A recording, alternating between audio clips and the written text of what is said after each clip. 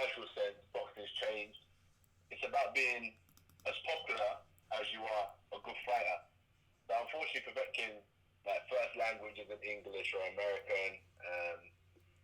Doesn't come from like America or England, like quite leading countries in boxing and so on. So in terms of marketing, it's hard to market him.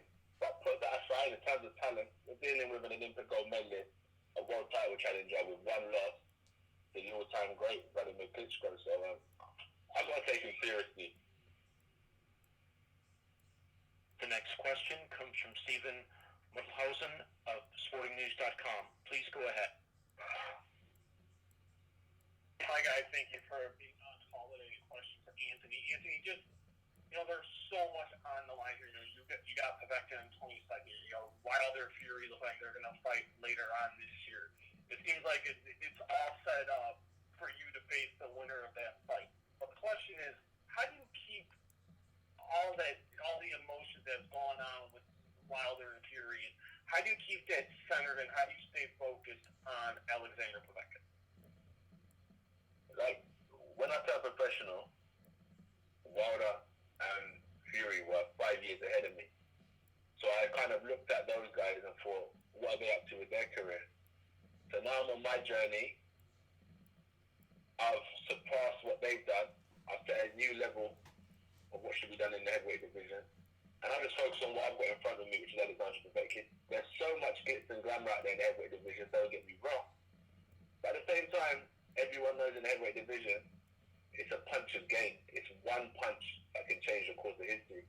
So that's what keeps my eyes on the prize. It's been a difficult camp, really intense. And you know how it goes. We just hope it pays off because it just leads you onto the promised land. Every win takes you that next step further.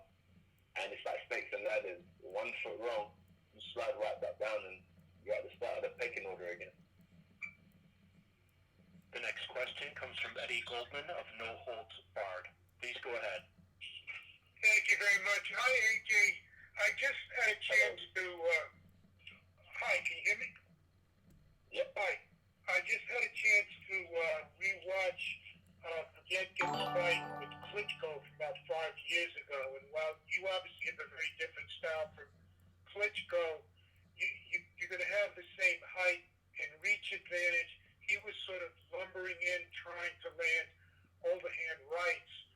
What can we expect in this fight in terms of how you're going to approach him, given the height and reach advantage and given the way his history of fighting?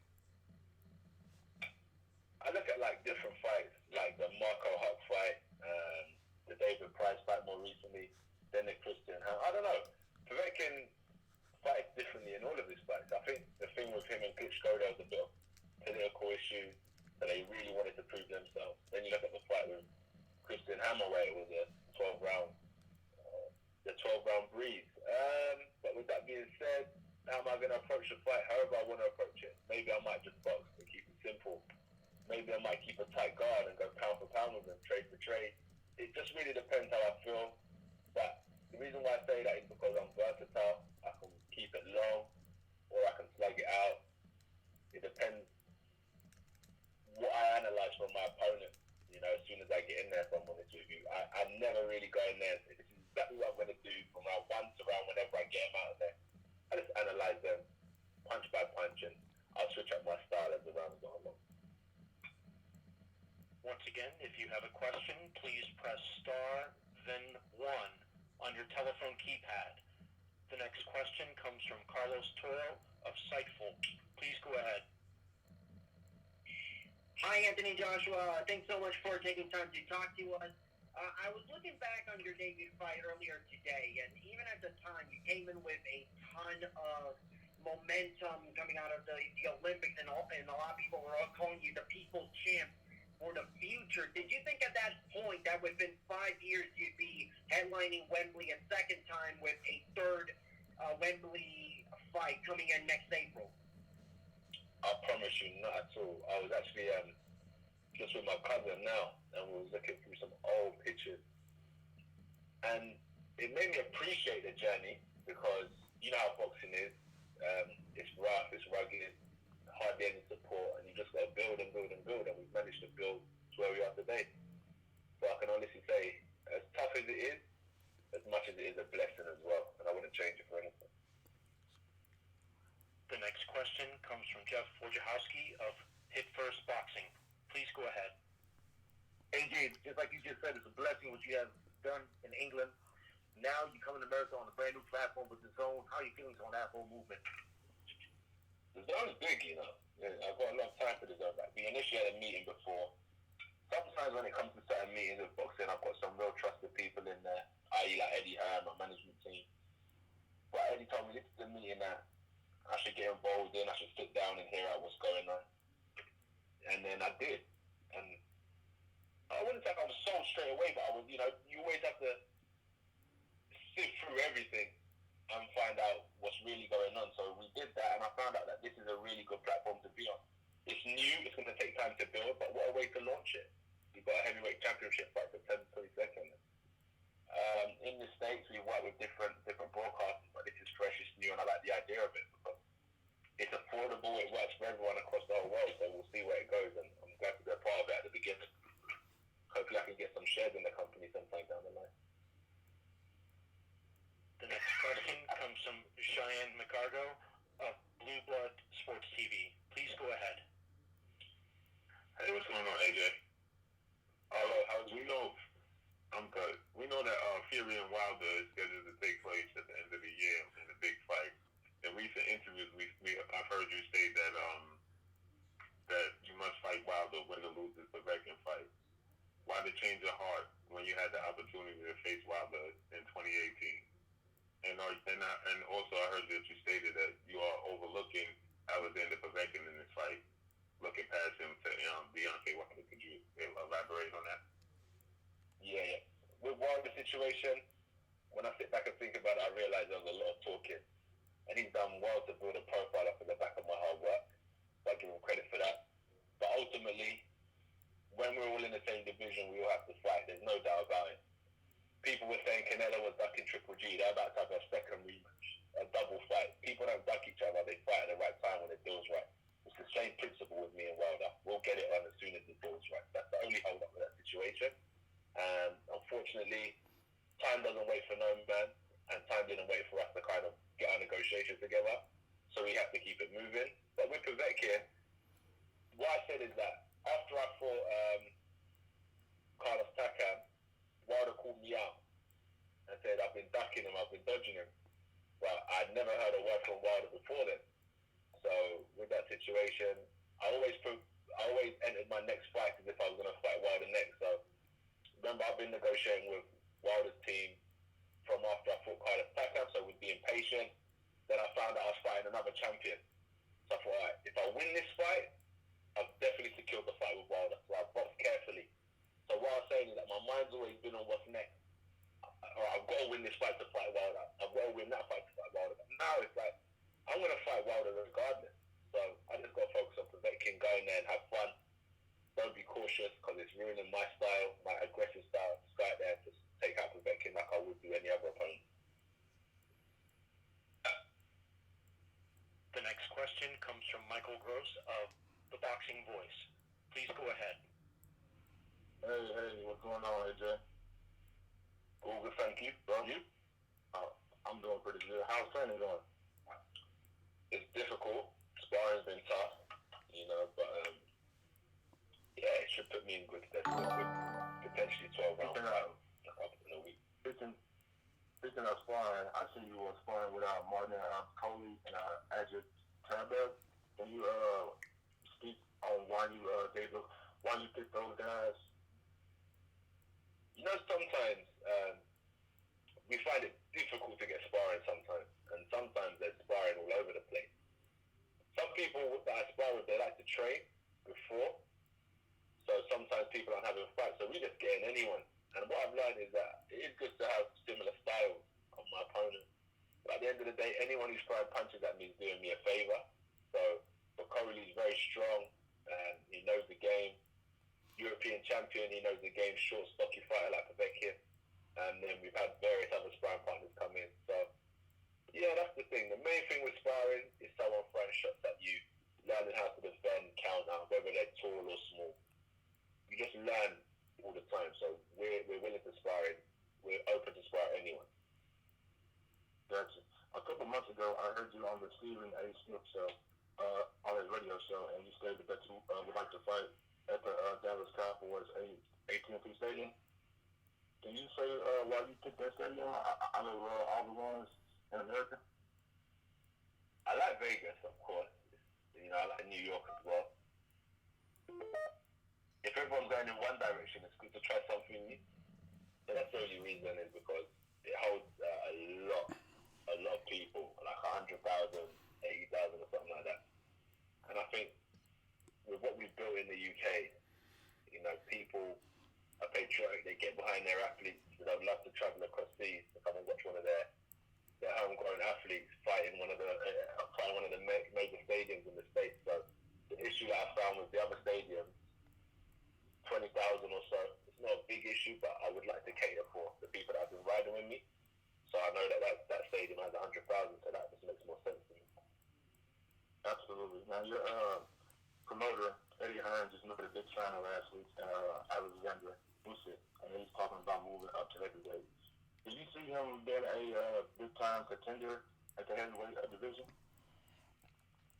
If he moves up correctly, yeah. What you got to remember, I think the heavyweights of today's generation are different kettle of fish. We're different to, like, the Muhammad Ali's and, you know, Marciano's. You know, it used to be guys like me and Wilder, Fury. We used to be clumsy.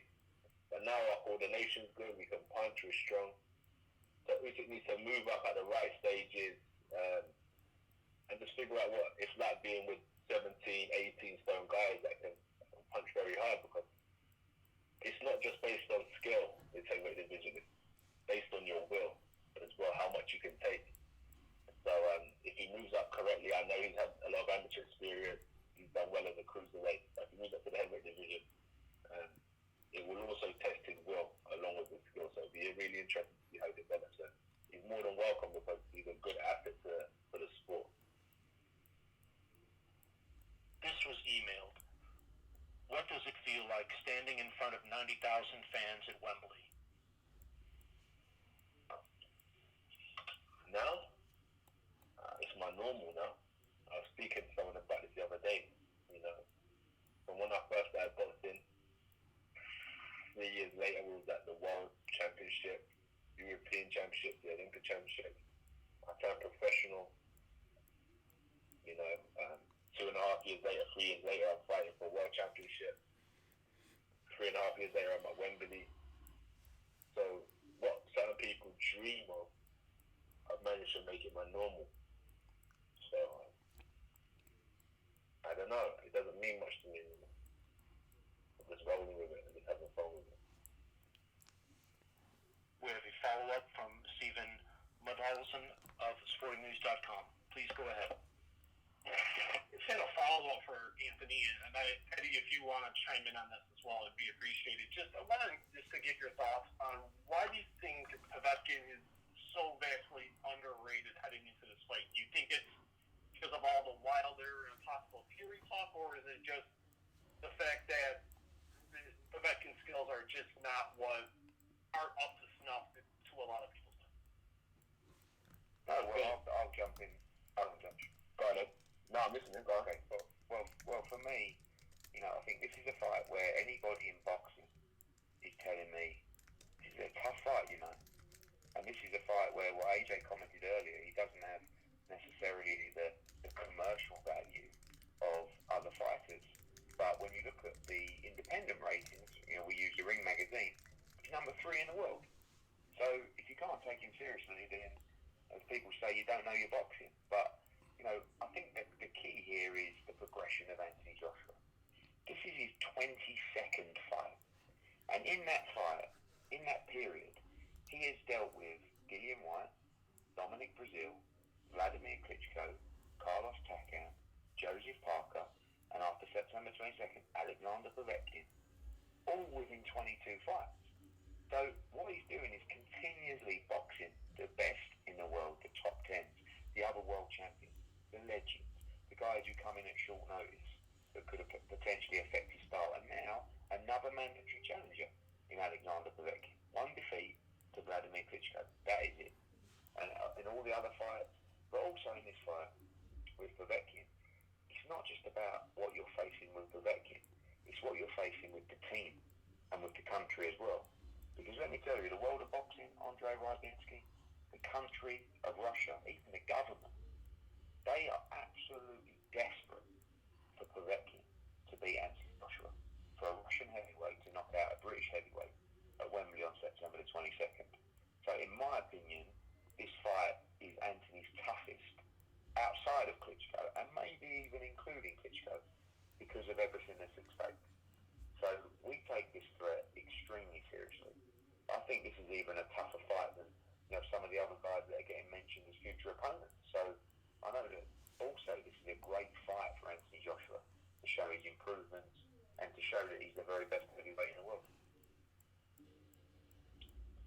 Yeah. I think Eddie touched on some of the things that I saw. And the last thing I'll touch on is that it's just the market is so different now. I think will we see any all-time greats come through anymore? I highly doubt it, because there's always comparisons to what the old timers were like, and there's no room for error anymore. I sit in my little room in Sheffield, and with social media I can track people's lifestyles, and I'm seeing people my age driving Lamborghinis, sitting on the beach, drinking Desperados, and I'm thinking, wow, at their age, when my parents were 28, 25, they were struggling, trying to find extra work.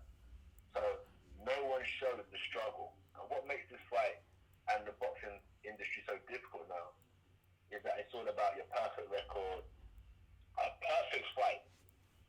I get knocked down, he gets knocked down, I get knocked down, he gets knocked down, my eye splits, his eye splits, I knock him out. Whoa, what a fight that was. There's no room for boxing expertise. It's a different era, and there's so much pressure. Not only the fact that I've got a face at Dazn, who is a highly ranked challenger. He's coming to win. There's no doubt about it, and I'm coming to win. But it's all the pressure surrounding the sport of boxing now as well, because the world is so commercialized. They don't think it leaves room for any error anymore, and this is what I'm facing now. And it's not that I'm a featherweight where I can go out there and box 12 rounds and thought I'd come out of there with a little scratch. There's a possibility that he could swing a sweet left hook, boom, it's lights out, history changes. And that's enough pressure in itself, because you know what the backlash comes with. And then you've got guys like my opponents out there who, they understand what it takes to be a boxer, but they discredit it. There's no positive word to say about no one anymore in this game. So there's a whole lot of pressure that comes around the sport now. And you've just got to be so tough-minded, because that's what I said about Alexander Usyk. It's not just about your skill anymore. It's about your will. How much can you take in the ring, and how much stick can you take outside of the ring? You'll see like a different generation. Like I see Javonte Davis the other day on his Snapchat said, I'm done with boxing. It doesn't respect the real anymore. So you can see from a mental aspect, it's affecting certain fighters now. So it's a big fight, because there is so much to lose these days. Your credibility, your respect, your marketability, all these things. I was watching Lennox Lewis's top 4 career losses today. I watched Vladimir Klitschko versus Samuel Peters, and I was like, wow, look how far these guys have come in their journey. It hasn't been Wembley every night for Vladimir Klitschko. It hasn't been, sensational fights every night for Vlad. Same with Lennox Lewis, undisputed champ. But now, the part in the middle, that struggle, is so easy to forget about. But this is what is exposed to the world right now. I am going through the hard part of my career. And that's why this fight is so hard, because I'm not the finished article. I still make mistakes, but it makes me exciting to the public, because they know I'm not the finished article. And I've just got to stay on track, stay strong-minded until the day I'm done with it. So I can really see how far I can take this boxing. If I listen, and that's one thing I said to my friend the other day. With all the negativity that goes around in today's era, imagine I listened to everyone's opinion reverse it about 8 years ago when I first started. I would have never had my first fight, because I was a lot worse then than I am now. So imagine I listened to everyone's opinion back then. That's why today I have to be strong enough to block it out. Because if I listen to everyone's opinion today, I'll never be able to see where I'll get to in the next 8 years. So I've got to put the blinkers on, focus, and just give it my best without it running perfecting. Because as Eddie said, this is not just about me and Povetkin. This is about his country. This is about my country. This is about America, even with Deontay Wilder. This is about marketability. There's so much that goes into this that people don't see, but yet I choose to project the glamorous life of being a heavyweight champion. But there's a lot of struggle behind the scenes that come with it.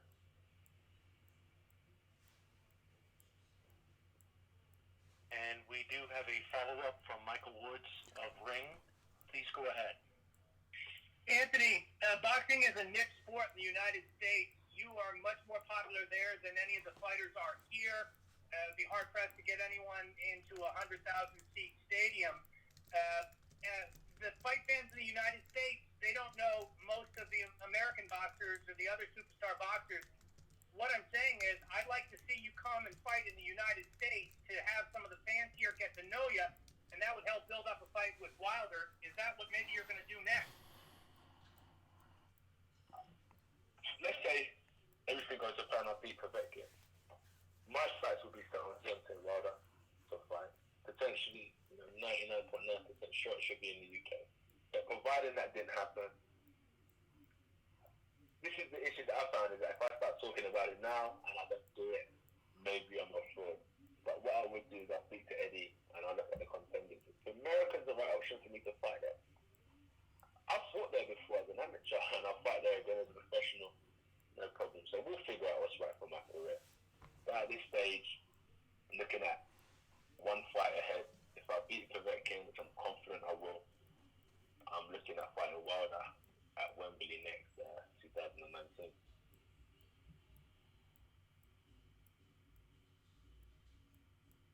Please note we have time for one more question. And that question will come from Eddie Goldman of No Holds Barred.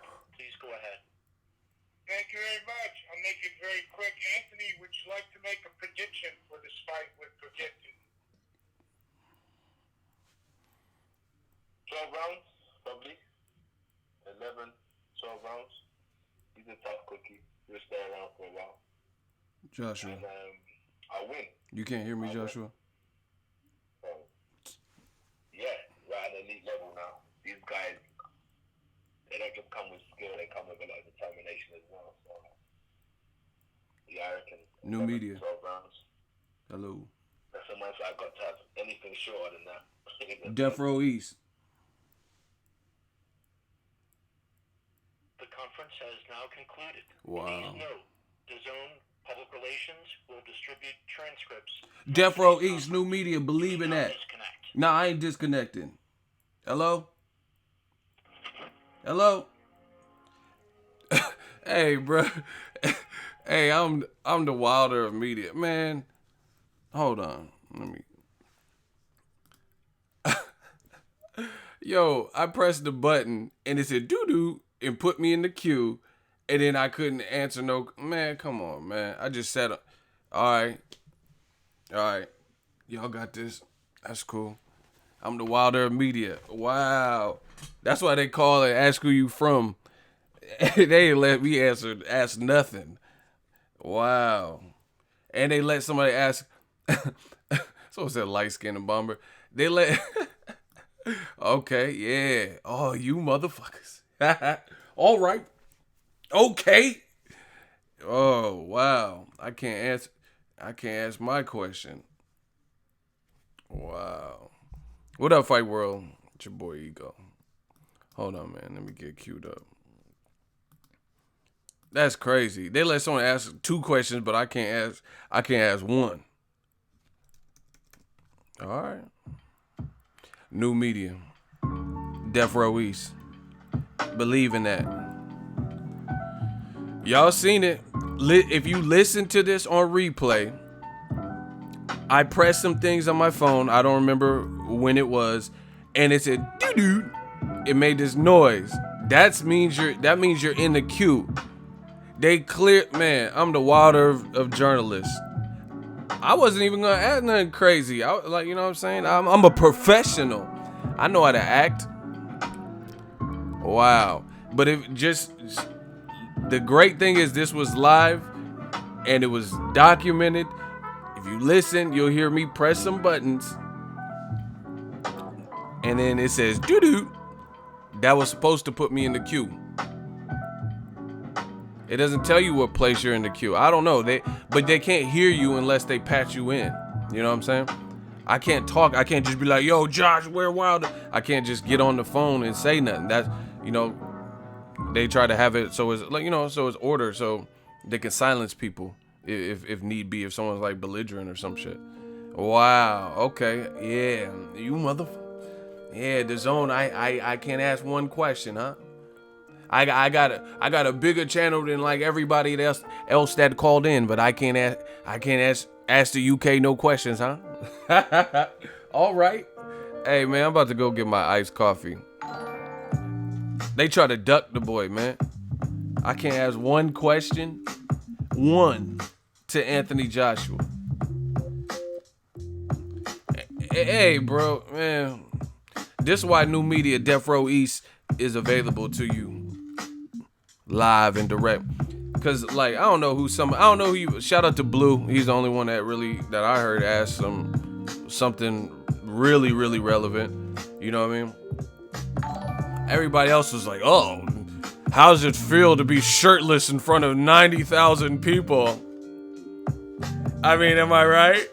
I mean, you're all shirtless and buff in front of like 90,000. You know, there's some women in there. I mean, how does it feel to fight? Man, boxing fans don't want to hear that shit. Who asked that? Who asked that? How does it feel to be? I mean, you're practically naked. All you have is trunks on in front of 90,000. What? Hey, yo. This is why New Media had to come out. This is like, what question was that? How's it feel to fight? I don't know you beat, I don't know you lost to. I don't know you beat, I don't know you lost to. I don't care about or this is how I work with media. I know a lot of these fighters. I'm cool with a lot of these fighters. I'll ask them the bullshit shit after I got all the good shit out. But in a forum like this, like that conference call, they only accept a certain amount of questions. That you see, they didn't let me get no question in, but they only accept a certain amount. So I'm not gonna waste my good shit. Like, hey, what's your favorite Lunchable, AJ? What? His favorite Lunchable? It's Mod. I will have to go with ham and cheese. Like, bro, you just wasted the question on some goddamn Lunchables. Like, man, Death Row East, believe in it. Gang, gang, West Side. I put the bay on my back. California love. Just got back from New York. I'm from New York. Like, come on, man. Let a real one get in. Let a Bay Area get in one time. Feel me? Shout out to Blue, man. And that man called, asked a good question. They let him in. I don't know. So saying, AJ, how much you bench press? That's what I'm saying. Like, ooh, asking weird stuff. Asking really weird, like, you know what I'm saying? That's outside of Blue Blood. Check out Blue Blood. They let him through. But, you know, asking kind of really weird questions. I mean, AJ, you were in GQ. Who cut your hair? What inspired your outfit? Like, yo, boxing fans don't give a fuck about none of that. At least first. They treat you like Jason Ego, they run from you. Choo, choo, choo, ego. You know what I'm saying? What's your favorite sandwich at the deli, motherfucker? Like, what?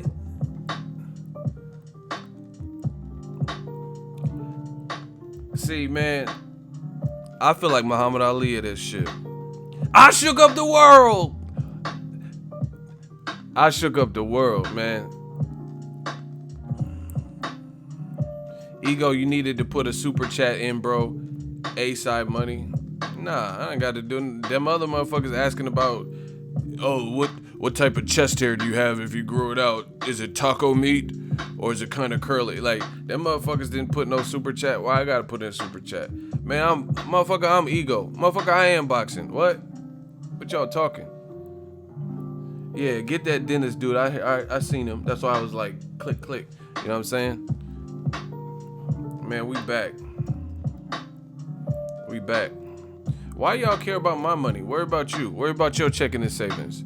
How much are you betting on Canelo? We ain't even talking about Canelo. Ain't nobody talking about Canelo Golovkin really. You know, the buzz is not really strong for that fight. Yeah, okay. I'm the Wilder of journalism, I guess. You know what I'm saying? Like, man, they really did let me. That's crazy. I can't ask one question. But see, you can't avoid forever. Like, I'm going to be somewhere, and somebody gonna answer these questions I got. Yeah, I don't know what he said. I heard what he said about Tank, but I didn't see Tank say he's done with boxing. I just talked to Tank, like just seen him in New York. You know what I mean?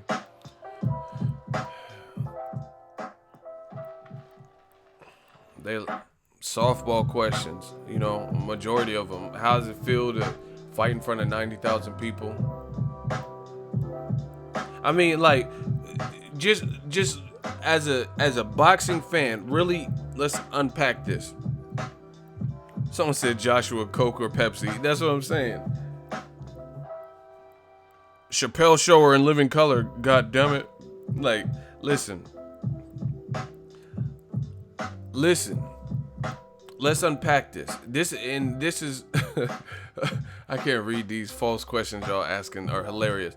I don't know where we're at with the likes, but get them up, because I have a feeling y'all was listening to that conference call, you know, courtesy of your boy, and y'all didn't hit the like button. So let's get the likes up. First things first. We gotta. The sheriff is back. The boys are back in town.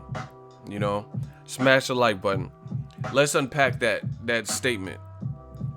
Right? You're asking him, how does it feel to fight in front of 90,000 adoring fans? See, in my mind, I'm not perfect. You guys know this. I make mistakes. I'm not perfect. But the way I look at things, the way I internalize things, is that's a silly question based on the fact of what else type of response other than the response he gave would you expect from that question? You get what I'm saying? Are you going to say, man, fuck them fans, fuck 90,000 my ass? Like, what could you possibly, what is he going to say about how does it feel to fight in front of 90,000? Man, that shit boring. I don't give a fuck about them 90,000 motherfuckers. Like, what could he possibly say? You know he's going to say something like, oh, man, we worked our way up. It's mad. It feels great. I mean, there's really only one way to respond to that without disrespecting the public. And he knows if he disrespected the public, then that would be a bad look. If he was like, man, fuck that, 90,000, kiss my fucking ass, you 90,000. I don't give a fuck if it's 390. Fuck. What can he say to that? That it doesn't even make sense to ask something like that, because you know the answer. See, somebody say AJ's the king of boxing. No explanation.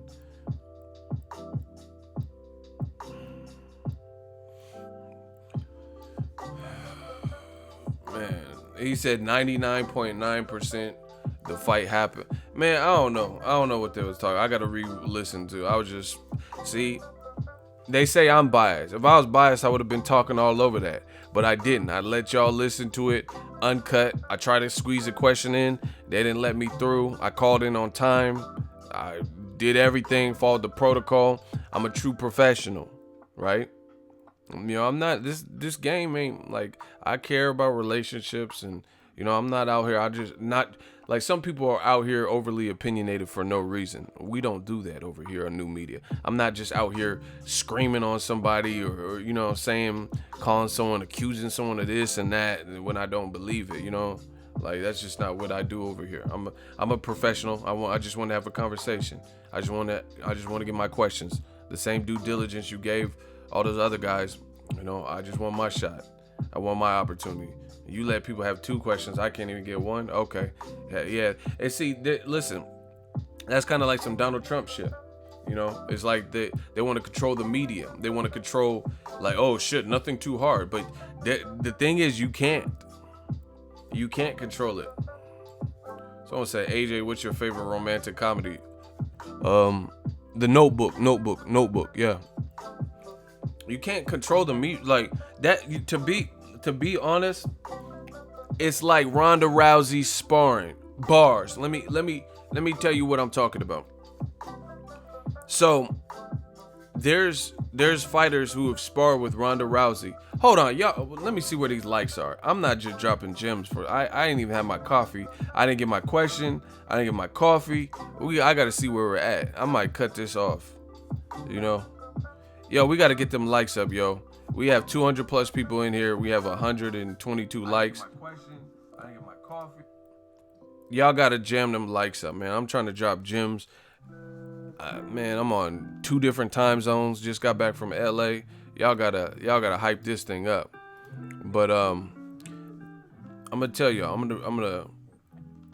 gonna break it down. I'm about to break it down. Yo, bust it. I'm about to break it down. One time, dropping gems for your motherfucking mind. Let's go. Let's get it. Let's get it. All right. And I'm gonna get my iced coffee after this. When you try to protect a fighter, like from tough questions, it reminds me of Ronda Rousey. There's fighters who have sparred Ronda Rousey, and they said there was an NDA, non-disclosure agreement, right? So that means that stipulates that you can't discuss what happened in sparring with anybody. What happened in sparring. Now, I know a lot of gyms, they don't want you to tell what happened in sparring anyway, but you could legally there's legal ramifications if you go on record, like, you know, talk to ESPN or Ellie or something and say what happened to Ronda Rousey when she made you sign that non-disclosure agreement, right? Then there's other like rumors or like rumblings that Ronda Rousey didn't allow for hard sparring. No one could hit her in the face. You know what I'm saying? So the thing is, the reason why that's not good is because you won't look at any top boxer. You could call Floyd a chicken, a runner, and all types of bullshit, right? But he gets hit in the face even in sparring. Like, he doesn't put no rule. Like, see, people got the game so twisted. They'll act like certain fighters are really the cowards, and it's actually people who they praise who do more like yellow belly things than the other people. But anyway, point blank period, people try to make it like Floyd is a princess, for example, but he's not making people, even at his peak when he's making 50 million, 30 million a check or whatever, he's not limiting people and saying, hey, I'm Money Mayweather, you can't hit me in the face in sparring. But Ronda Rousey did. The reason why that's not good is because this is the profession you chose and you're a fighter. So when you get up in that cage, then you're really going to get hit, and you're not prepared for it because you haven't been preparing this moment for it. That's why you see her doing WWE and getting married and crying on Ellen, because you need that tough sparring so you know what to expect when the shit really happened. That's why if you look at when she was dominant and, oh, I'm not a do nothing bitch, I'm Ronda, you know, and everything was going her way, just like Kovalev. You seen her on top. Armbar bitches, you know, when she was the armbar queen, she was on top. You get me? But when she faced adversity in Holly Holm and Amanda Nunes, she got the brakes beat off her. Part of that is preparation, because you know what they say? They say a test of a man, and this applies to women too. A test of a man, it's not when things are going right, it's when things are going wrong. That's going to show you someone's true character. And Kovalev and Ronda Rousey, their true character came out when they were in tough fights. Andre Ward, you know, when Ronda Rousey was in her tough fights with Holly Holm and Amanda Nunes. You get what I'm saying? Why did Cali Enigma get hidden? He's usually pretty cool. Why did he get hidden for saying facts though? Yo, I'm so lost. Ronald Finkley, why'd you hide the Cali Enigma? All he said was facts. He's normally on point, like in the comment section. I ain't really see no problems with him. Oh, it's a fake version of him. Oh, okay. So like the guests have fake imposter accounts. Oh, okay. This is beyond me. I don't know what the fuck is going on, apparently. But anyway, see, y'all trying to fuck me up with this fake imposter shit. Anyway, Ronda Rousey wasn't prepared for those hard strikes in the cage because she didn't prepare for it. Same thing with these fighters. That's why Joshua, when he was at the Dazn thing in New York, and he was getting drilled by Blue Blood and Ness and all this shit, he wasn't really prepared and equipped. Oh, you're taking something 2 seconds out of a 5-minute interview. What? Because you're not prepared for it. So you can't just block someone. We're doing a conference call. You just want the people, how does it feel? Mm-hmm. How does it feel to fight in front of 90,000? Really? That's a real question. Like, you decided to call in, like, yeah, I got the perfect question for AJ. I'm about to kill him on this conference call. How does it feel? Like, how does it feel to fight in front of 9? Like, what could he really say? Like, I look at shit like that. See, like, I'm an overthinker. I don't know what to call it, but that's a stupid question, because at the end of the day, unless he goes over the deep end and starts disrespecting the fans, there's really only one way to answer that question. You know what I'm saying? Man, fuck 90,000. I don't give a fuck about them. Pay me and get the fuck up out there. Like, what could he say? Of course he's gonna say, oh, it feels great. 90,000, it's yeah, I like it. Like, what could he say to that? And you really thought you was killing him with that one. You know what I'm saying? Yeah, I'm about to call on this conference. And they let that through, but I can't ask a question. Okay. So you can ask him, how does it feel? I mean, you're slimming down and your belt loop, you get to put it through a different hole, if you know what I mean. Like, what the fuck are you talking about, man? This is why new media is here. I can't leave boxing alone. The game needs me. Like, we gotta get back to some real shit, real journalism. And you know what the thing is like, it doesn't help the fighter by blocking out the real question, because how does that help him? So when he's in an environment that this is the thing. When you're in an environment that you can't control, you still got, like, you have to deal with that. So if let's say Joshua came to the Barclays, he can't control that. You know what I'm saying? He can't control. So if he came to, let's say, the Barclays, there's a heavyweight fight. I don't know. He can't control who's there. He can't be like, oh no, this is DAZN access only. This is the Barclays. You know what I'm saying?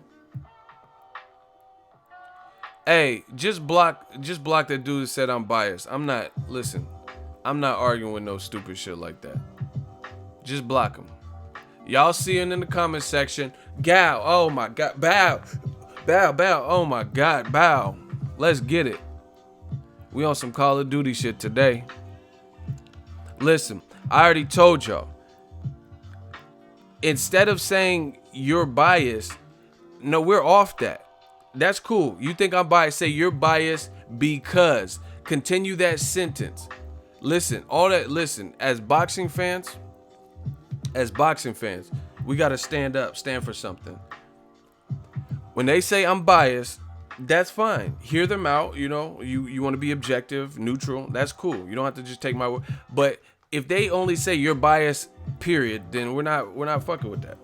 If you say you're biased because, and you start listing this stuff, then that's something. But they try to pull away. They try to get us to pull away and engage. If you really felt something about someone, you could continue that sentence. Say you're biased because you said this, which was untrue. You said this, which is not factual. You said this, but in this situation, which is identical, you didn't say the same thing. You get what I'm saying? But they don't do that. They just say you're biased, period. So I'm not playing those games. If you think I'm biased, that's cool. Step up in the hot seat. But the only way to get there is if I select you, and the only way to get there is if you continue the sentence. Don't just say you're biased and think that's gonna be enough. I've been playing this game long. I created the game. You know, I got the high score. So, you know, it's not gonna work. These guys are fishing for attention at this point.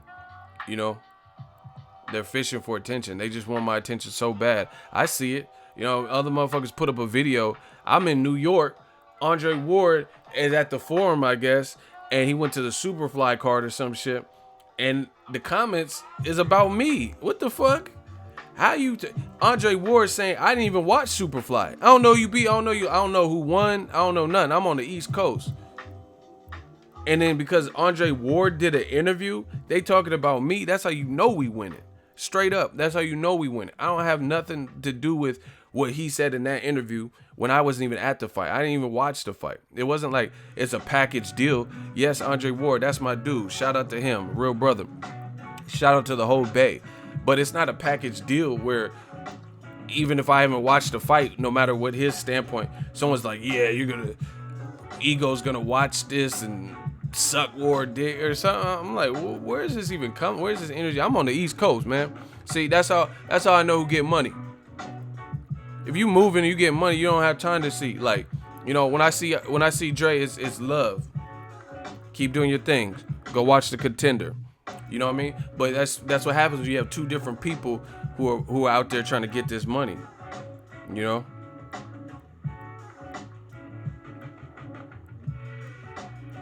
Look, they trying to trick me. Fake ass shit. Hold on. Look, they want to beat me so bad.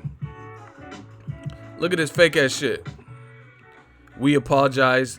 It says we noticed error Instagram safe report. Why would Instagram have a Gmail account? These motherfuckers trying to hack into my shit. They so desperate. I'm telling you. Why would Instagram send something from a Gmail account? It's like, click here. We'll find out what's going on with your Instagram account. And I click and then you got access to my shit. Fuck no. They think I'm dumb. They must think I was born yesterday. I was born at night, not last night. That motherfucker talking about click here. We noticed something was wrong. Instagram would tell me if something wrong. Why are they going to email me from a Gmail account?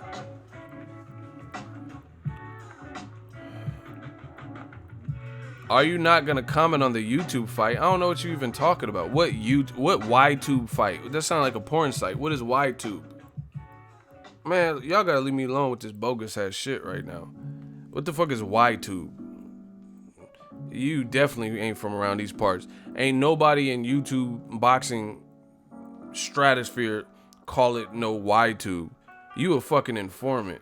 That's what that is. Hey, you're not gonna talk about the dope on the YTube? Huh? You know that piff. You know what? Alright. I'm in the hot seat. Hot seat. Hot seat. Hot seat, hot coffee. Like, you wearing a wire, man. Get the fuck up out of here. You wearing a wire, you an informant. The fuck is Y2? You're not gonna, you boys aren't gonna talk about the Y2 fights and the illegal activity? Hey, you a rat, bro. I don't trust you rats. Straight up, y'all some rats. Talking about, yeah, you're not gonna talk about all the jive on the Y2. You don't talk like us. You ain't one of us. Nobody say no Y2. Sound like some KY jelly or some shit. Yeah, man, me and my girl about to do it. I need some Y-tube. Oh, what the fuck is a Y-tube? Anyway, y'all better leave me alone. I ain't had my coffee. They didn't let me answer my question. I ain't get no coffee. I ain't in a good mood. Jeff, the producer, we working. He said, here's $5 for all your troll headaches, bro. Salute. Man, it's cool. I'm used to it, man.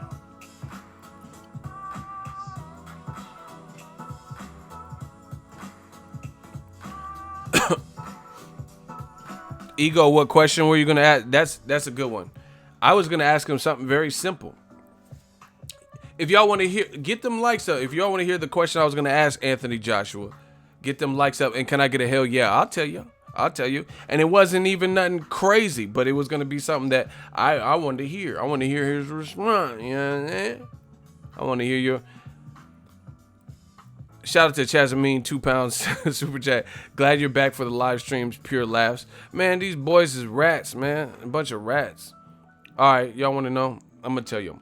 I was gonna say to him something to this effect: you're the favorite to beat Alexander Povetkin. You've secured the Wembley Arena for 2 fights in a row. If you get past Povetkin, do you believe that Dillian White is the fight that fans want? And it could sustain the Wembley, 100K seating. Or are you going for Joshua? Oh, I was going to actually word it the opposite. Are you going for the Wilder Fury winner? Or do you think the Dillian White fight is a Wembley fight? Give or take. That's what I was going to ask him. Is the Dillian White rematch a Wembley 100K fight? Or are you going after the Tyson Fury, Deontay Wilder winner for April?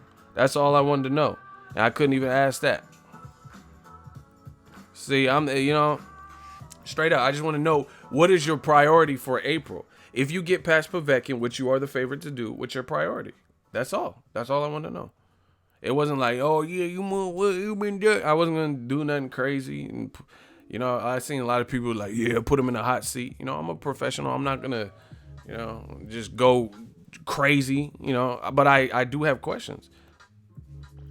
What is your intent? What is your priority? If you get past Povetkin, because he already said, and he can't say, to be honest, I'm not thinking about that. I'm not looking past Povetkin, because he literally did an interview with ESPN. And he said, I'm looking past Povetkin. So what are we talking about? Death Row East, So there was no way out of a real answer, whatever that real answer was to him. But you can't dance around. See, I'm a chemist. I formulate the question. There ain't no dancing around. You can't Millie rock around this question. Because he already said that he's looking past Povetkin in an interview on wax. So he can't say, I can't look past Povetkin to answer that. He couldn't have said that. Because he already said he's looking past him. So then, if he did say that, then one of your statements aren't... Listen. The bottom line with Team Joshua and Anthony Joshua, is this. If you say 2 contrasting things frequently in a small space of time, one of them can't be true. Like, it'd be one thing if you, said something about a girl and then you didn't talk about her, and then you talk about her 4 years from now, and then your feelings change for that girl, so you were saying something different. Okay, a lot can change in 4 years. But if you say something on Monday about that girl, and then on Friday you're saying the polar opposite, something's wrong there. I love her. She is the best thing that's ever happened to me. On Monday, you're saying this. And then by Friday, the Canelo Triple G weigh-in, I'm like, man, fuck that bitch. I don't give a fuck. She a slut. I don't slut that bitch. Like, that doesn't even make sense. Joshua and Eddie Hearn, they have a lot of examples of that. Where they said something, and in a small space of time, it's dramatically changed.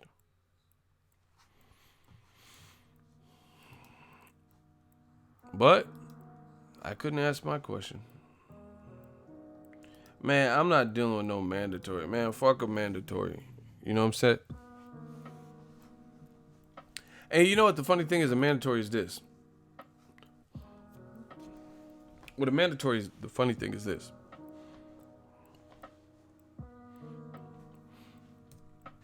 It's funny how these promoters and whatever, managers or advisors or whatever, they know all the fucking ancient Chinese secrets and tricks and home remedies and natural remedies and all this to get out of a fight when they want to.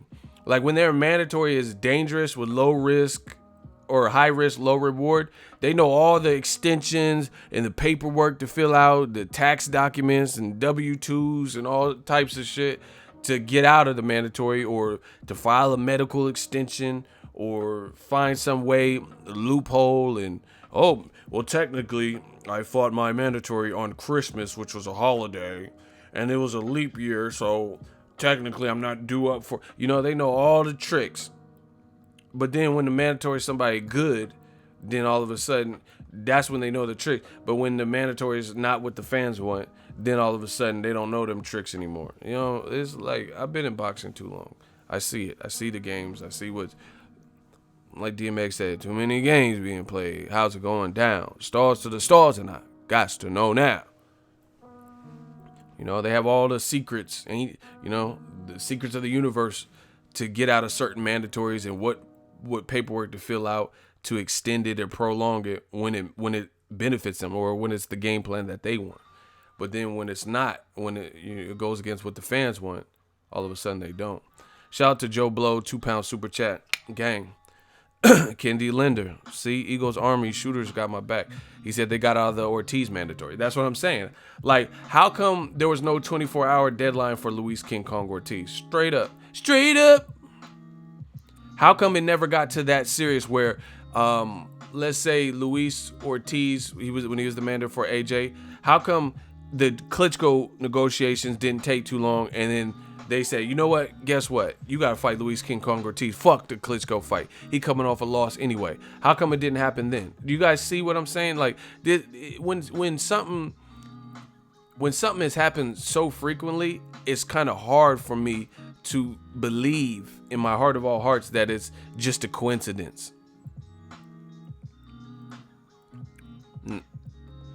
Didn't you say they flagged something you did with AJ? Sky Sports, they wouldn't let me post it. They didn't flag it. I didn't get in trouble or nothing. So yeah, man, I know the tricks. I know what it is. And you know, some people say your boxing is a business, but peep this. Everything's a business. Like, okay, imagine me, like, just if y'all want to hear that, I got a great analogy, and I'm gonna use myself and I'm gonna use my brand because this is the business that matters to me the most. And that I know the most about because it's my business. I started this from the mud, from the ground up, you know, doing videos right here to over there and over there, you know, and moving around this thing. If y'all want to hear this analogy, can I get a hell yeah in the comment section? I'm going to take my allergy pills, but I need that hell yeah in the comment section.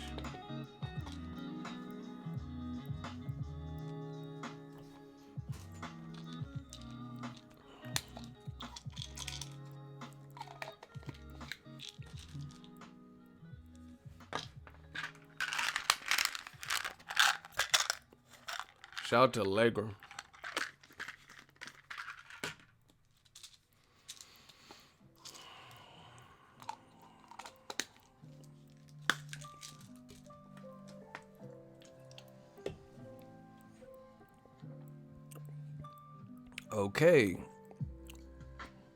Okay, let's do it.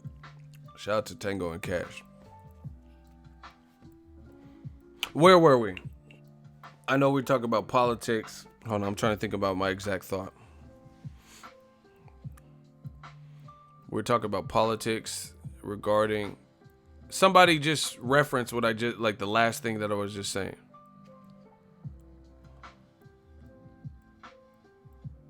You guys can't beat Spence from what I've seen. I was there. I don't know if he doesn't look like he had enough power to do that. Yeah, man, I was in the NYC. I know I was going to give you an analogy. I know that much. Mansa Brown, you sound stupid. Everybody type stupid. Oh, yeah, I was going to talk about my business. Mansa Brown, I'm going to keep putting crazy stuff. I'm going to come back for you. He said, how many pay-per-views has Wilder been in? Who gives a fuck? You're like, what is that? What bearing does that have? What does that have to do with it? How many Tyson Fury been in? How many pay-per-views was he a part of? Shout out to my dude Hamza with the PayPal super chat. Man, we ganging. Listen. $5 super chat. Yeah, he talking. Listen, Floyd Mayweather, his first pay-per-view was probably Gotti or some shit. You got to start somewhere. That don't matter. Floyd went on to do greater pay-per-views than all these motherfuckers. So at the end of the day, who cares? What, you know? That's like, so put it using your dumb ass. Let me chew this boy up, and then I'll get to the analogy. I'm gonna put you in the hot seat. I can't deal with this level of. I loathe stupidity. Mansa, he trying to be slick. Mansa Brown said, how many pay-per-views Wilder been in? Okay, how many pay-per-views Errol Spence been in? How many pay-per-views is Mikey Garcia been in? Right? How many pay-per-views have any of them guys been in? You know, there's a point in time where Canelo was fighting on Mayweather's undercards. So there's a point in time where he was never on pay-per-view. So how do you graduate? I say that because you Yanks think he is the A side. No, bro. Strike one. You looking crazy. And see all that Yank shit, that shit is done. Like, this is not a Yank thing. Lennox Lewis is saying some of the same shit the Yanks are saying. So that's really strike two. But I'll leave you with strike one. No, you're not getting out of it. No one said Wilder was the A side. Most American, I can't speak for everyone, but most Americans that I've seen acknowledge that AJ has done what he's done. You know? No, nobody says, who's saying Wilder's the A side? If Wilder's the A side, then people in America like myself would have said, don't go to the UK. That's bullshit. I said he could get $50 million to come in the United States or go to the UK. I didn't care where the fight was. So you're false. What you just said was false. I didn't care where the fight was, along with most Americans. If most Americans that I've seen, or at least on my channel, they didn't trip if the fight was in the UK or the USA. The only point of contention was, how would you pass up $50 million and take far less money to fight in the UK? But if that's what you want to do, then that's your business. That's the only thing I've heard people say, is why would you fight in the UK when it means you could get 20 to 30 million plus less. Hey, you getting bodied, man. Hey, they getting bodied, man. Get the strap.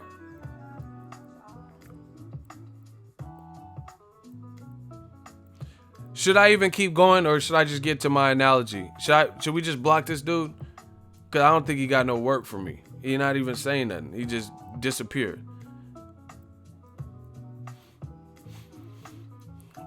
Everybody put an L up or say keep going. If y'all think I need to keep demolishing this dude, okay, 1 for block him. Analogy, so that means block him. All right, just block him. Block him. Shooters block Mansa. They said he's not even worth continuing the argument. See? See? Here's what they think about you. Here's what they think about you. Shooters, handle that. Block him. I'm going to get to my analogy. The fans will wait. All right. I can speak from the business of Boxingego. This is my business, right? We built this thing from the ground up. Listen, I'm not Donald Trump. I never had no $1 million loan or nobody loan me shit. You know what I'm saying? So we built this thing up. You know, we're doing pretty well. People know us. I get love. I was at the Barclays. Listen, I'm not an East Coast dude. I'm a West Coast dude. And they were showing mad love. They knew, oh man, Q, how are you doing it? I appreciate it. God bless. But this is the thing. For all the people who use boxing as a business, right? Boxing is a business. Boxing is a business. Oh, why can't we occasionally see the best versus the best? Oh, because boxing is a business. Here's why it's bullshit. Because I'm an independent, freelance boxing reporter, vlogger, blogger, whatever the fuck you want to call me, YouTuber, I don't care, because the money's still the same. I cover this sport, this glorious sport of boxing. And this is why it's bullshit. Because I can't sit up here and not provide you guys, the fans, what you've been asking for and expect to get paid. Right? I can't just stop doing boxing coverage, like going to the fights. I can't just stop doing news clippings and giving my insight in the things that I do on my channel. First Look, 7 Reasons, Ego, Wait, Why, and I just stop totally. And expect to get the moolah. So how is it my business would suffer if I'm not listening to the fans? If the fan like, hey, you're not going to talk about this, this Tyson Fury versus Deontay Wilder just got announced, and I'm like, nah, fuck that fight. And they're like, oh, this is a good fight, Danny Garcia, Sean Porter. You're not going to cover it. You're not going to talk about it. Nah, man, fuck that. So how is it that my business would suffer if I didn't listen to the fans? But boxing thinks that his shit don't stink to the point where when we want to see when it's reasonable, we want to see what the best versus the best in a reasonable fight that can reasonably be made. You know, certain people have to concede little things, and we can't get that. So you guys make that make sense. So all that boxing is a business bullshit is bullshit because it's all dictated by the consumer. If you go to a bar and you say, "Hey, give me a Manhattan," and then they make you a fucking Patron shot, you be like, "What the fuck? What are you talking about?" I said a Manhattan. You know, I want a Long Island iced tea. I don't know what this fruity motherfucker is. Oh, this fruity drink kind of good though. But still, it's beside the point. I want something strong. You know, you can't do that. So only in the sport of boxing do promoters believe that they can prolong and marinate and extend and, shoot the breeze, whatever you want to call it, right? And not give the paying patrons and the consumers what they believe that they are entitled to or they now deserve. No business really operates like that. And I'm like, okay, the thing is within reason. I'm talking about reasonable. Like Ryan Garcia versus Devin Haney. That's a great fight, but it's not really reasonable right now because they're just coming of age. You know, they fought in the amateurs. They're trying to build. So I'm good with that. I understand something like that. But Wilder and Joshua, this is not no coming of age. They're not prospects. Right? They're not prospects who are just trying to find their way in the, young 20s and shit. So you got to make it make sense. Haney was looking good on the heavy bag too. Shout out to Devin Haney and Devin Haney Promotions. Shout out to the whole Bay Area. But I'm talking about reasonable fights that could be made. Like the timing makes sense and everything. In my opinion, Crawford versus Spence, I love the fight. I see the tensions rising and mounting, but I think that's a fight that will probably happen later. I don't think that's primed right now. Because there's a couple guys that Terrence Crawford can fight on that side of the fence. And Errol Spence can unify, and then they can meet up in a mega fight. You get what I'm saying? So I'm talking about reasonable fight. Joshua versus Wilder was oh so reasonable. In fact, last year, Eddie Hearn was in the ring after the Carlos Tackle fight. He said Joshua was going to fight 3 times. Joseph Parker, Tyson Fury, and Deontay Wilder. Those are his 3 fights. We want to give the fans what they want. And it didn't happen. And now it looks like Wilder and Fury are fighting. And I heard it's going to be announced soon. So it's just, the boxing is a business shit. It's played out. We know everything's a fucking business. But the thing is, you'll get more money by doing things the right way. Just basic math. It takes money to make money. If HBO spends a little bit of money of their budget in promoting the Canelo Golovkin fight, then guess what? It'll probably sell better. HBO didn't even give us a face-off. They didn't even give us a face-off.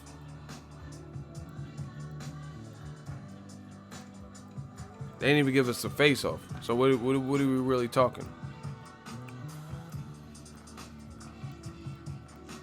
So that boxing is a business stuff, that don't work no more. Because we understand it's a business and we respect the business because we pay into the business.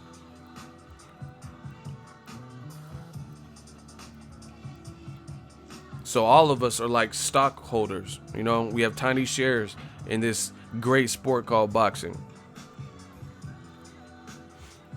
Who the fuck is Kevin?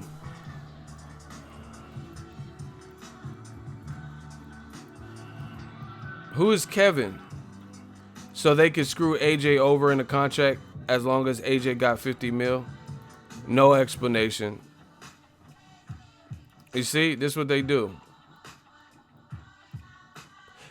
Hey, and you know what's funny? Hey, I'll demolish Kevin. That ain't even no chore for me. That ain't even that's just too easy. He's talking about someone getting screwed over, but this motherfucker would be happy if Wilder took 12.5 million flat. So you in the hot seat, motherfucker. So how is Wilder getting a flat rate of 12.5 million flat? That's not screwing over Wilder, B-side or not. But 50 mil and whatever the fuck you talking about is treating AJ oh so wrong. But you was happy with AJ offering Wilder flat rates. Put this man in the hot seat. Watch me cook. We about to eat, y'all. Watch me cook. Hey, man, watch me cook. I need some energy from the crowd. Watch me cook. We about to cook this boy. Where you at, Kevin? Kevin McAllister, you home alone now. You home alone, Kevin McAllister. Where you at? Watch me cook. I'm about to cook, man.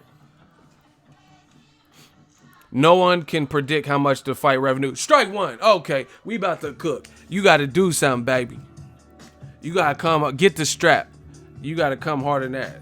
Nobody care. Listen, I'll body you that with that point right there. He said no one can predict how much the fight will make. That's precisely why you don't give a motherfucker a flat rate. Because a flat rate means if the fight tanks, you're stuck giving him that amount of money. A percentage would be a percentage based on the gross revenue of the fight. Watch me cook. Okay, so if you really want to be on your up and up to make sure you don't take a loss, you don't give a motherfucker a flat rate. How you like that? Watch me cook. Oh my gosh, I told you. These young boys can't beat me. Watch me cook. You know, that's precisely why you wouldn't do a flat rate. Because if your fight is a failure, then you stuck giving Wilder $15 million and he doesn't deserve it based on how much the event did. But if you gave him a percentage, he's only entitled to a percentage of what the fight did. So even if the fight did shitty, then he's getting a percentage of shitty. If the fight does great, he's getting a percentage of great. Watch me cook. Man, I'm chefing on these boys. Where you at, Kevin? Oh my gosh. I'm Rachel Ray with that pot, boy. Oh my gosh. Where you at, Kevin? Explain your way out of that. Why would you offer someone a flat rate if you're so scared about not knowing what the fight would do? That don't even make sense.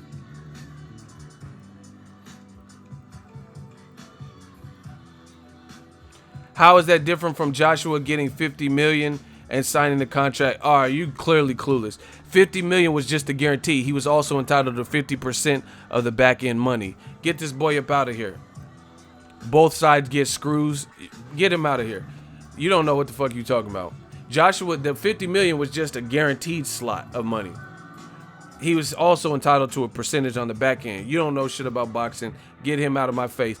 He proved by saying repeated dumb stuff and saying something that's not even factually true, that we all know is not factually true, that he's not worthy to continue this hot seat.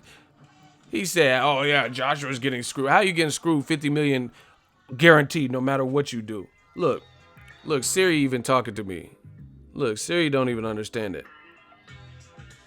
Siri was listening to me. Siri, how Joshua getting screwed, man?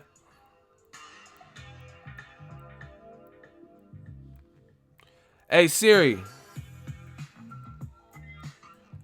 Siri, she don't want to talk right now. Oh my God, these dudes is getting body bags. We just zipping them in that body bag, you know what I'm saying? He said Joshua's getting screwed. He don't know what he's talking about. This is what they do. This is what happens when you listen to weak ass channels and writers and they don't be knowing what they talking about. And then you go ahead repeating that, and then you get stampeded and jumped by Eagle's army. We stomp that fool, Kane. We stomping on you and jumping. You like that one dude. Hey, which one of y'all Kane? Why was he swaying like he was on a boat and shit? Hey, which one of y'all Kane? Hey, who wants to know? A friend, homie. I'm Alina's cousin partner. She don't like the way you been dogging her. I don't either. Motherfucker, you on a cruise? What the fuck you? I'm Alina's cousin partner. Like, what was he doing with all that? She don't like the way you been dogging her. I don't either. Hey, you on Sherm or some shit? Cause that ain't ordinary, bruh. I ain't never walked up. Hey, which one of y'all came? He was tripping. But anyway, that's how y'all look. What we supposed to fight over a bit? I think you need to watch who you calling a bitch, partner.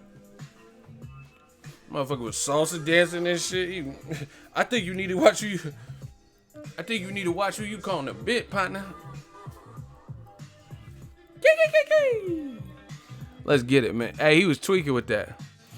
Hey, I'm motherfucker stretching and shit. Hey, I'm Lena's cousin, partner. She don't like the way you dogging her on it. You in Debo's pigeon coop, motherfucker. Anyway, that's how we doing, y'all. What are we supposed to fight over? I think you need to watch who you calling a partner. The motherfucker. I think you need to watch. Hey, he was wild. I think you need to watch. And as the fight was about to break out, he kept getting further away. I think you need to watch who you call him. Hey, he was tripping. I like when a grandpa came out. Kane, get in this house, Kane. Hey, he was tripping. The grandpa was tripping. He's like, do you care if you live or die, Kane? He was like, I don't know.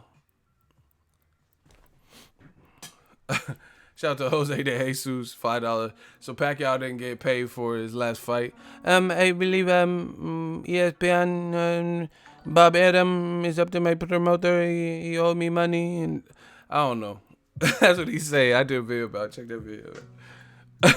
Hey, give Pacquiao his money, Bob. Hey, Bob, you gotta give him his money.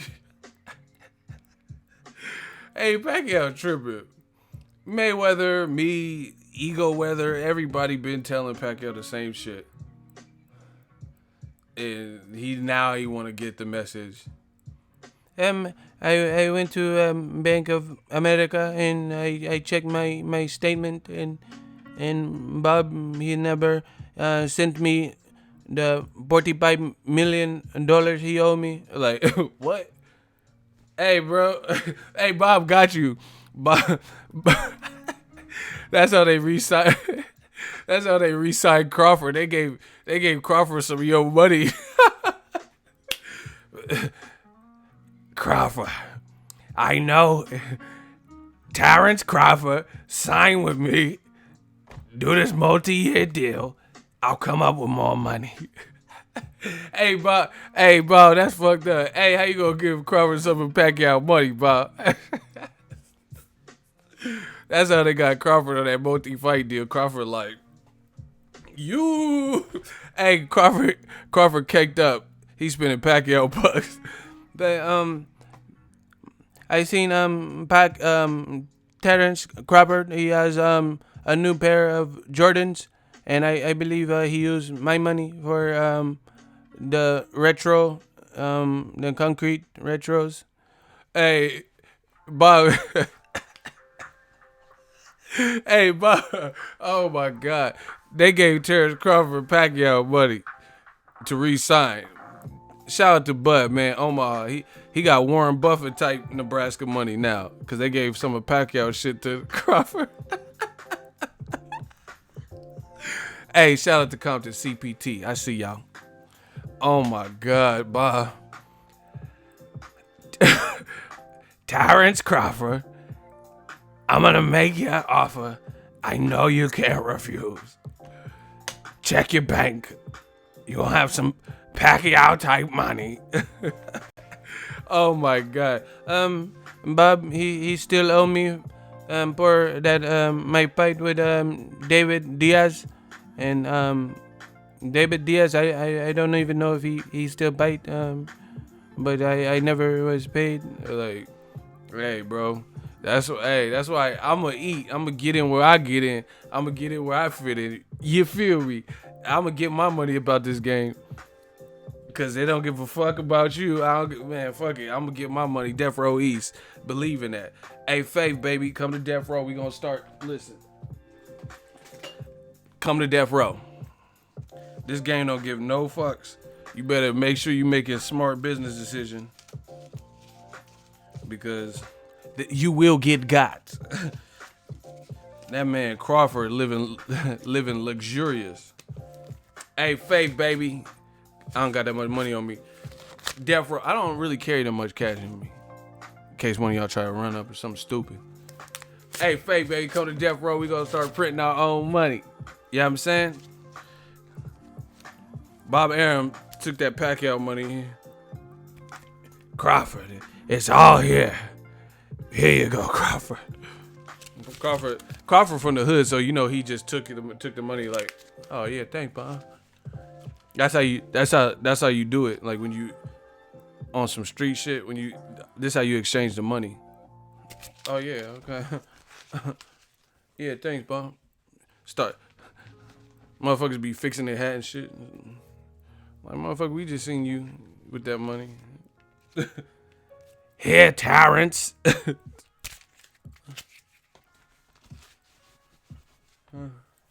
Cuckoo. Niggas be always trying to do like try not to be obvious, but they be doing shit that make them more obvious. Here, Terrence, here's some Pacquiao money. Cuckoo. Like you draw more attention to it. Just take the money. Hey, that man Pacquiao said he's suing for some shit. Hey, Jinky, she went to shop at Whole Foods and the card was declined. Hey, let me stop, man. These are just jokes, people. I know motherfuckers. Boxingego said Pacquiao's card was declined. Started trying to print. I know we big. I know y'all get y'all news from me.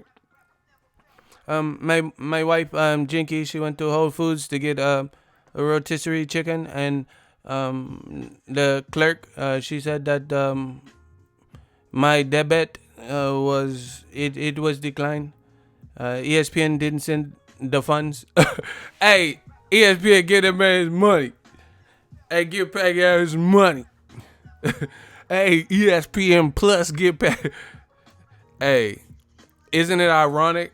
ESPN Plus, and they didn't plus nothing in the Pacquiao account. That shit, ESPN minus. They took money from Pacquiao. Oh my God, that shit. You need to plus some. Give Pacquiao +1, like Mario Brothers. Oh my gosh.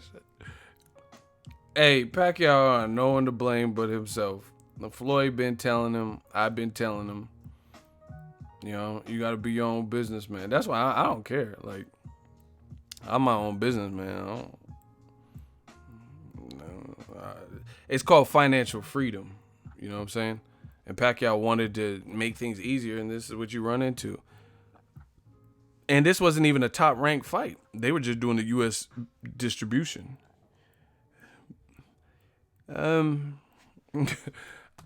Let me stop. This shit is funny though, because people really, I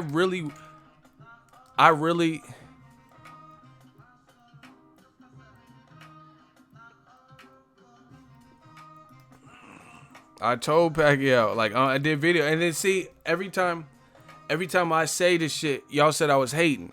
That's why it's so funny to me, because every time I said this stuff, y'all said I was hating.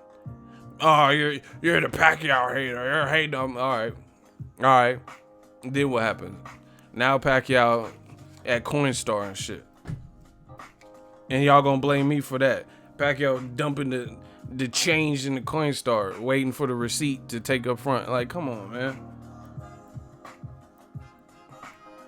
And he looked good in the Matisse. Pay him. He looked good in that fight. He got his first stoppage in like 10 years. And y'all don't want to pay him. Pacquiao. I believe I am 45 quarters. Now Pacquiao can't get his dough. He take him top rank to Judge Judy. You know what I'm saying? Judge Joe Brown. That ain't my fault. That ain't my fault. You mean to tell me you gave Pacquiao an advance of $20,000 and Jinky spent it, and you gave the other? That's how Judge Joe Brown. That's how Judge Joe Brown would do it on Pacquiao. You mean to tell me Pacquiao had an advance of $1 million and he was supposed to get the money retroactive from ESPN, and he spent the money and ESPN never sent it? They oh Oh my gosh, this is funny. I tried to tell Pacquiao. You mean ESPN just did a 7-year deal with Bob Arum and Top Rank, and they can't pay Manny Pac-Man Pacquiao his dollar? Is that? Oh my God, they better go to Judge Joe Brown with this. They gave Terrence Crawford Pacquiao money. Hey, shout out to Bud. Shout out to 402 Omaha Timeout Chicken. I see y'all. You mean to tell me ESPN they extended for like 7 more years? And Manny Pacquiao in the Philippines eating lumpia. He can't even pay his bill at the restaurant. Oh my God. I don't know. Pacquiao, I told y'all from the beginning, Pacquiao's business savvy, it was lacking. It was lacking. That man was at Whole Foods and got his card declined. Fucking with that ESPN Plus. Yeah, man. Let me check on the app. Let me check.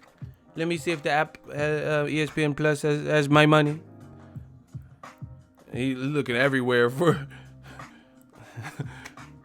Hey, Bob Arum, send Pacquiao some money. You need to send Pacquiao some money on Venmo. Why don't you just send him some dollars on Venmo? Oh my God, this is funny. Cause I tried telling y'all. That's why we just having fun with it. Hey, Bob Arum, Todd DeBow, Todd DeBuff, Top Rank, you need to send that man Pacquiao some money on Venmo. Oh my God. Y'all need to, here, I got some money in my Venmo. I'm gonna start Pacquiao GoFundMe account, you know what I'm saying? Y'all know I got bucks in my Venmo. I got money in my Venmo, man.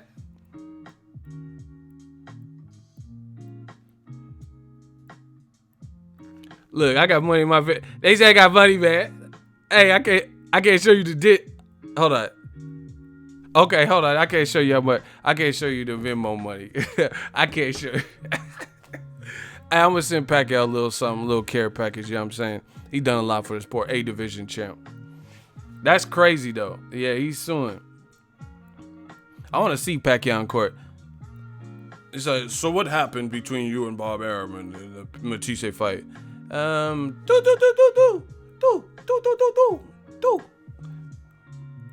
Contempt. Like 222, that motherfucker, that ain't no answer. Shout out to Jesse Kova. Yeah, I mean, this is everything that happened this year is vindication for my channel. All the bullshit y'all said I was hating, and then when it comes to the forefront, watch these motherfuckers disappear. Okay, Brayon Thomas, I'm done, or whoever said that. Oh my gosh.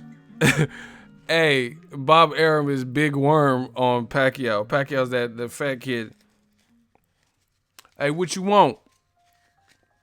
What you got? Boy, what the fuck you want? That's Bob Arum. Bob Arum, Big Worm. He said, boy, what the fuck you want? Give me some chili Fritos. We closed, fat boy. My money. My money. Mama! Oh my gosh, he hit Pacquiao with that Big Worm. Give me some chili Fritos. Boy, what the fuck you want? My money. My money. I hate him. Oh my gosh. ESPN hit him with that. ESPN Plus, excuse me. They hit him with that Big Worm. You been smoking my shit? It's Principality. Hey, Pac, you playing with my money? Yeah. Oh my gosh. Top Rank did the full. Shout out to Top Rank. Hey, get in when you fit in. Pacquiao should have. You knew better, you do better. I don't know. I don't know what to tell you. That's crazy. That man Pacquiao gonna be on people's court. Doom. In this corner, 8 division champ. Doom. You know, Pacquiao be smiling. He's gonna walk out to Katy Perry roar and shit. You my roar. Pacquiao always smiling. Pacquiao be smiling at the worst times too. Fucking face off with Josh Clottey. What the fuck? What are you smiling at a face off for? At a weigh-in? Like, motherfucker, may wait. Oh my God. We talking about Pacquiao suing. He need that Venmo splash. I haven't laughed this hard in years because y'all know what I'm saying is facts. That's how Pacquiao be laughing. Like, motherfuckers, if you don't stop that off-putting laugh. Pacquiao got the worst ring walk music. Ooh, fuck, come out to Katy Perry. What? I kissed a girl and I liked it. Like, boy, if you don't turn that shit off, it's a fight. It's a boxing. What you're not doing jazzercise aerobics and doom.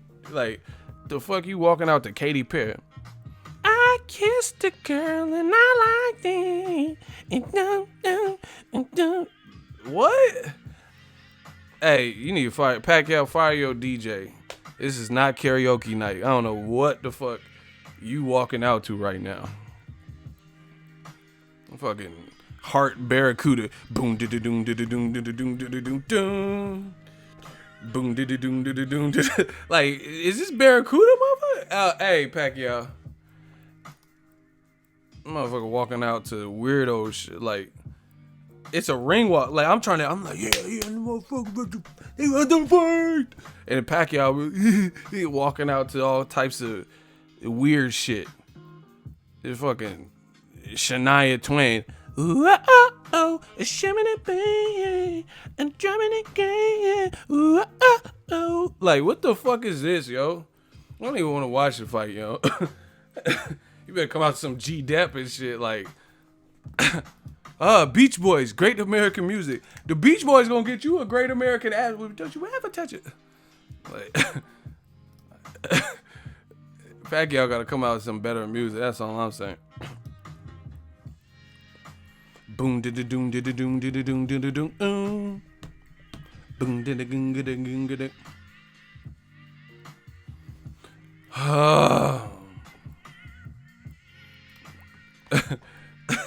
I hate all of y'all. Y'all are funny as fuck. I will admit that. And you know what the crazy part is? I ain't even drank my coffee. I'm about to go get one too. And we already turned up. I don't know who brought up Pacquiao, but shout out to y'all because these laughs are funny. This is what Pacquiao should have walked in. I'm going to get Pacquiao right for his next fight. I'm going to get Pacquiao. This is what Pacquiao got to come out to.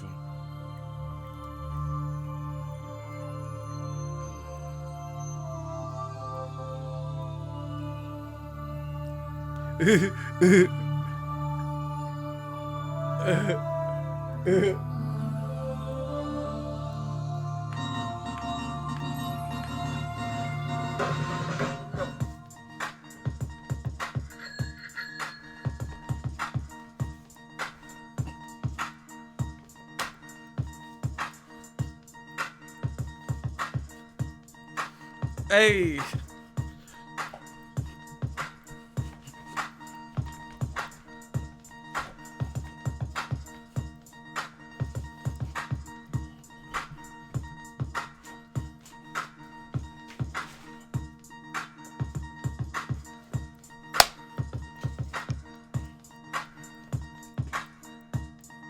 You get smacked silly, and I was already on fish and spaghetti. Agree with your people, elite no equal. This a new movie, motherfucker, no secret. Hey, let me stop.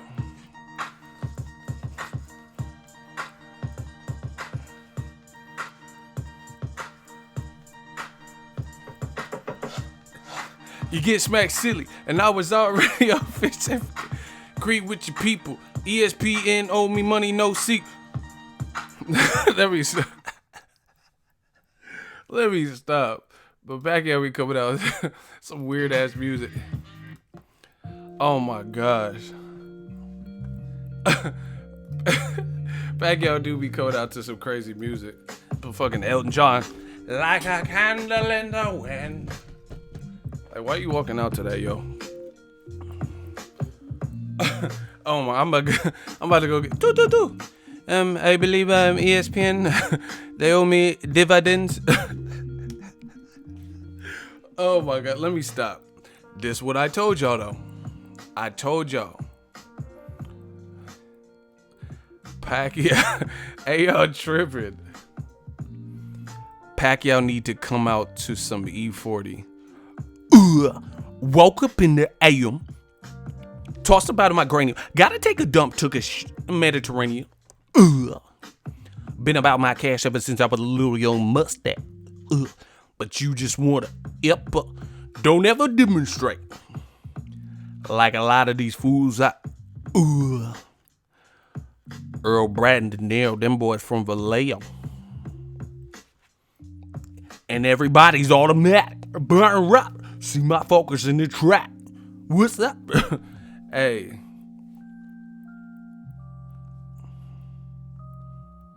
Yeah, I'm definitely not high. I don't smoke.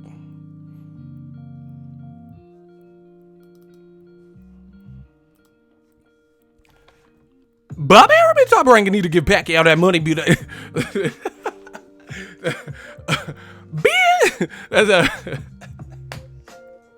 That's how E40 would do it. Bobby Arabic Top Ranking need to give Pacquiao that money, that ESPN Plus before it became a minus. Pacquiao, when he was cheating, he was gambling, he was finagling, doing that, getting that vagina. Now he on ESPN Plus, that turned to a minus. They debit his bank account in it. Don't ever be the. Oh my god. You underdig me? Ugh. No, I'm not high. I'm just hilarious. Fuck what y'all talking about. Ugh. ESPN better give Pacquiao his money before Pacquiao he gonna take it to Judge Judy. Then go to IHOP or iBob and get a Rudy Tooty fresh and fruity. Don't ever understand. Y'all got me in my bag today. Ugh. I said he gonna be on Judge Judy, go to IHOP or IHOB and get a Rudy Tooty fresh and fruity, a breakfast platter. It don't even matter as long as Pacquiao get his money and Jinky is happy. Ugh. Never classy and always nappy. I came up from the undersoils.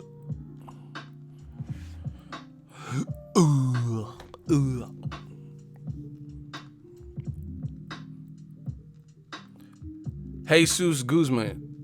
I thought this was a boxing, not a comedy show. I thought I said, get the fuck out of here. I don't give a fuck what you thought this was. This is not your show.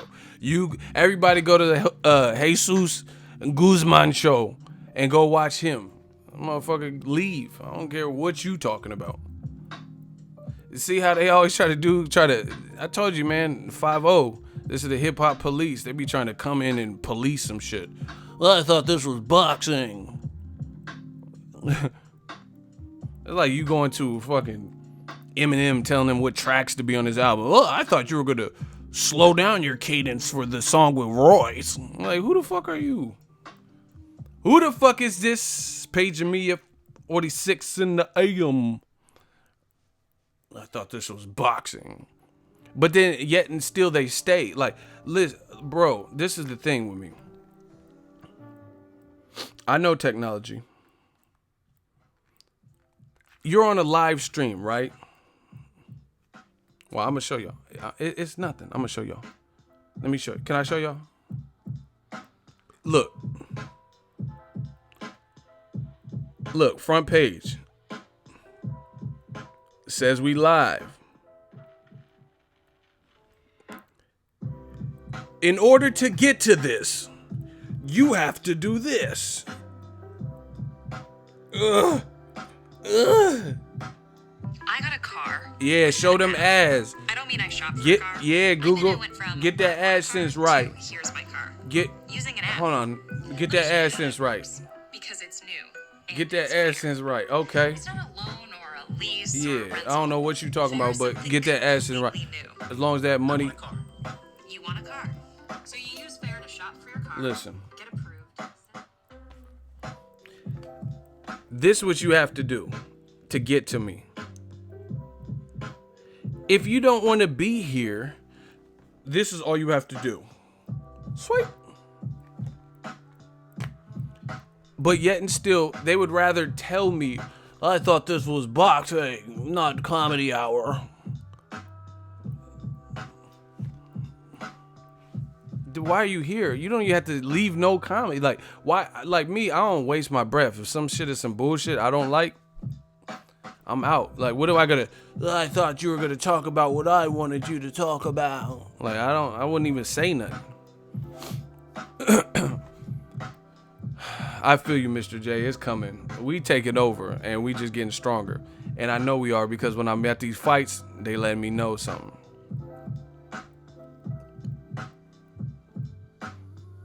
They let me know.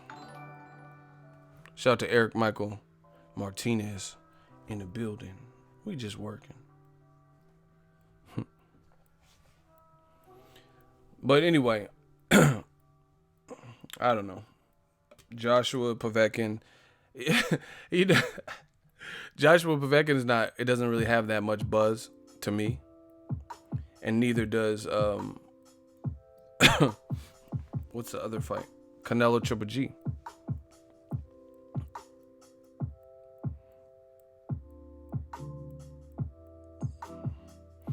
Ego, you agree with Errol Spence's statement on Crawford? What statement? He said like 5 minutes worth of stuff. You got to be more specific.